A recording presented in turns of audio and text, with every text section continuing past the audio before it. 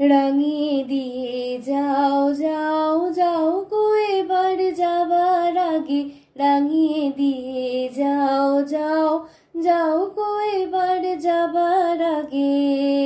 তোমার আপন রাগে, তোমার গোপন রাগে, তোমার তরুণ হাসির অরুণ রাগে, অশ্রু জলের করুণ রাগে, রাঙিয়ে দিয়ে যাও যাও যাও গো এবার যাবার আগে।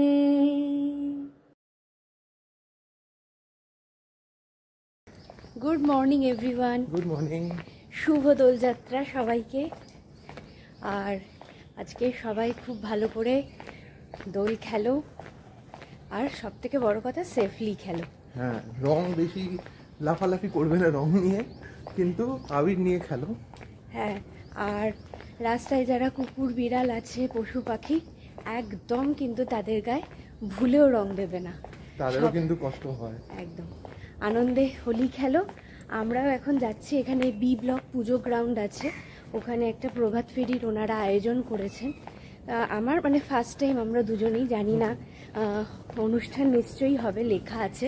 তো আমরা ভাবলাম যাই, দিল্লিতে যখন আছি এই প্রভাত ফেরিতে আমরাও সামিল হই। সবথেকে ইম্পর্টেন্ট চিত্তকোণ পার্কে যখন আছি, হ্যাঁ, যাওয়াটা খুবই সুবিধা আমাদের বাড়ির কাছ থেকেও।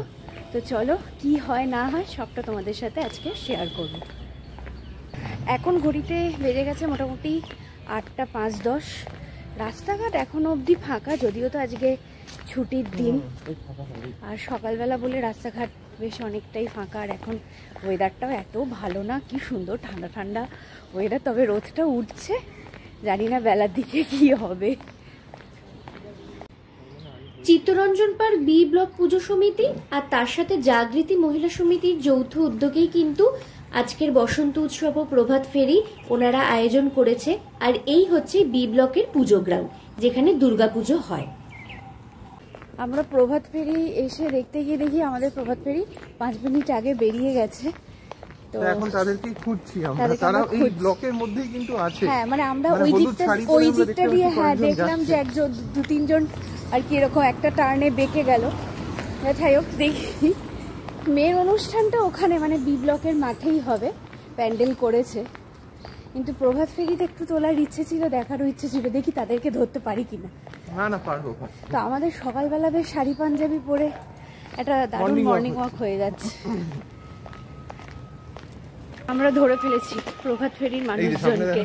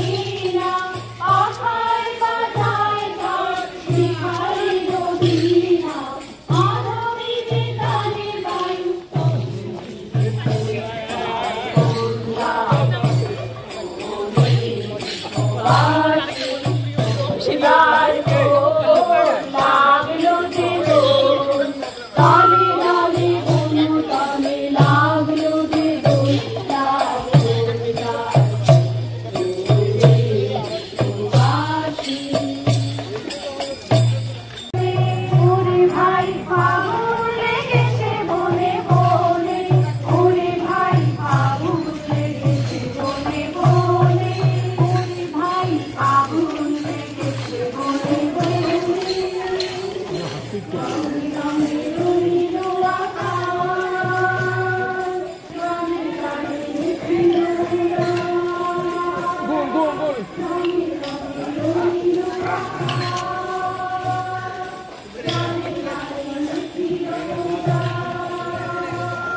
নামতে বলো।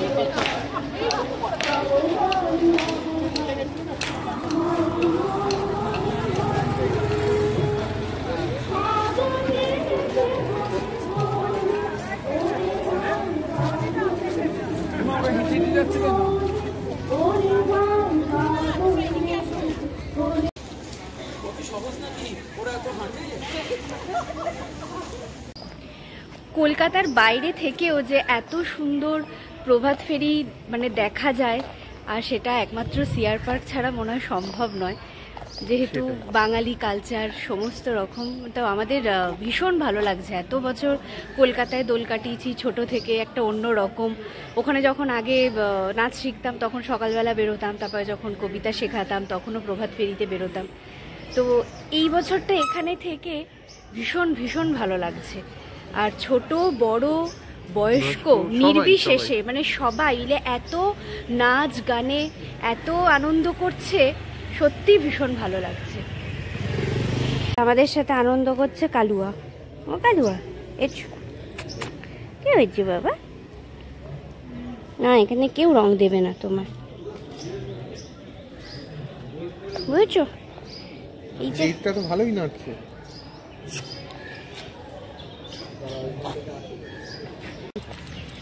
এবার আমরা যাচ্ছি আমাদের পাশের ব্লকেই, মানে যে ব্লকে আমাদের বন্ধুর বাড়ি, একটুখানি রং খেলা হবে। রং মানে ওই আবিরই আর কি। তো আবির ঠাবির খেলবো, একটুখানি কথা টথা বলে বেরিয়ে যাব। বম্মা আসলে খুব ভালো হতো। অ্যাকচুয়ালি বম্মার পায়ে একটু ব্যথা হচ্ছে, আর অনেকটা রাস্তা যেহেতু হাঁটা ছিল আজকে, ওই জন্য বম্মা বললো যা তোরা ঘুরে আয়, আমি আছি। আবার গিয়ে ওখানে দিদিরা আছে, নিচে ঠাম্মা আছে, ওদেরকেও আবির দেবো। এই যে সবাই আমরা আবিরে ভূত হয়ে গেছি। হ্যাপি হোলি সবাইকে। এই যে যা, কি খাচ্ছ তুমি?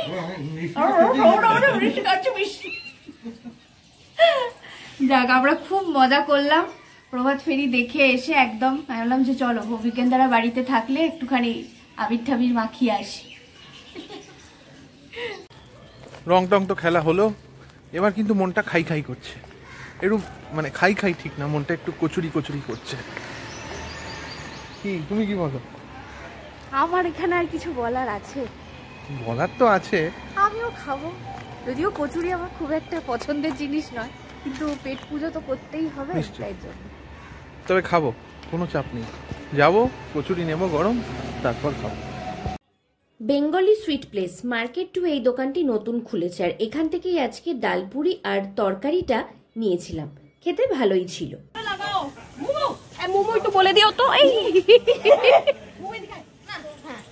না, হ্যাঁ আমি 10 মিনিটে বেরোচ্ছি, তারপরে একদম এখান থেকে বারান্দা থেকে বারান্দা আদান প্রদান হচ্ছে। একটু সাইড করে করবা। এই তো ঠিক আছে। হ্যাপি হোলি। আমি এসে তারপর আবার লাগাচ্ছি হাত ধুয়ে চেকখানি। ওখানে হট করে বলে যে আরে ওদিকে যাওয়ার দরকার নেই, প্রভাত ফেরি যাচ্ছে, এদিক দিয়ে ঘুরে ওদিকে নন বেঙ্গলি এরিয়া, ওদিকে গিয়ে কি হবে, এদিক দিয়ে চলো, মানে মার্কেট ওয়ানের সামনে দিয়ে চলো। দিদি এদিকে রাখাও। হ্যাপি হোলি। গুড ইভিনিং বন্ধুরা। এখন ঘড়িতে বাজছে প্রায় 7টা। আর আজকে মানে রং ঠং খেলে এসে দুপুরে লাঞ্চ করে এমন ঘুম দিয়েছি, তখন উঠলাম ঘড়িতে বাজছে 6:20। মানে মাথা ফাতাও ধরে আসলে। অ্যাকচুয়ালি কালকে রাত্রে অনেকটা লেট করে ঘুমানো হয়েছে। আজকে সকালবেলা আবার তাড়াতাড়ি ভোরবেলা উঠেও পড়েছিলাম ওই প্রভাত ফেরিতে যাব বলে, যার ফলে ঘুমটা ঠিকঠাক হয়নি। দুপুরবেলা শুয়েছি, একদম ঘুমিয়ে গেছি। তাই জন্য এখানে বসিয়ে দিয়েছি চা। আদা চাটা একটুখানি না খেলে মাথাটার অসম্ভব ধরে আছে। উফ, সকালবেলা মানে দুপুরে যেহেতু বাইরে থেকে খাবার আনানো হয়েছিল, তাই জন্য রাত্রে তো আর কোনো প্রশ্নই ওঠে না বাইরের খাবার। তাই জন্য রাত্রের বেলা ফুলকপি আলু দিয়ে ডিমের ঝোল, আর তার সাথে পোস্তর বড়া। আর কি চাই বল, তারই এখন রান্নাবান্না চলছে।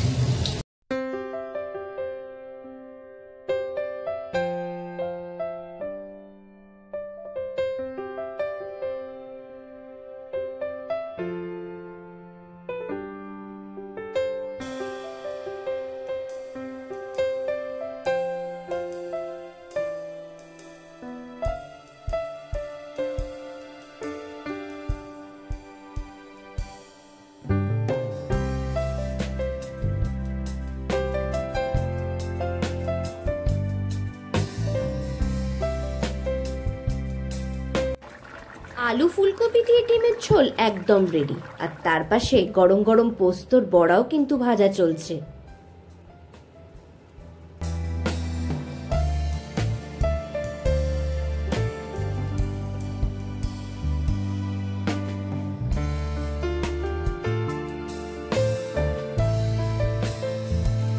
ঘড়িতে এখন বাজছে রাত 11টা। ডিনার কমপ্লিট করলাম। আজকে এত ভালো খেয়েছি, কতদিন পর পোস্তর বড়া। যাই হোক, খুব ভালো একটা ডিনার করলাম, করে সমস্ত গুছিয়ে ফ্রেশ হয়ে বসলাম। সত্যি কথা বলতে আজকের দিনটা মানে আমি সকালেও বলেছি, এখনও বলছি, অনেক দিন পর মানে অনেক বছর পর আজকের দিনটা ভীষণ একটা ভালোভাবে এনজয় করলাম, মানে খুব ভালো দিন কাটলো।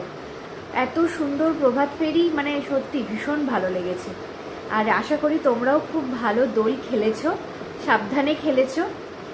আর বোনের যে বিয়ের ব্লগের লাস্ট পার্ট, সেটা আমাদের এখনও দেওয়া হয়নি, সেটা খুব তাড়াতাড়ি আর কি আসবে। অবশ্যই দেখো, আগের পার্টগুলো নিশ্চয়ই তোমাদের ভালো লেগেছে, অনেকেই কমেন্ট করেছো। থ্যাংক ইউ সবাইকে, এভাবেই পাশে থেকো, সাথে থেকো। আর আজকের ব্লগটা এখানেই শেষ করছি। সবাই সাবধানে থেকো, দেখা হবে আবার একটা নতুন ব্লগে নতুনভাবে। টাটা। ঠিক আছে।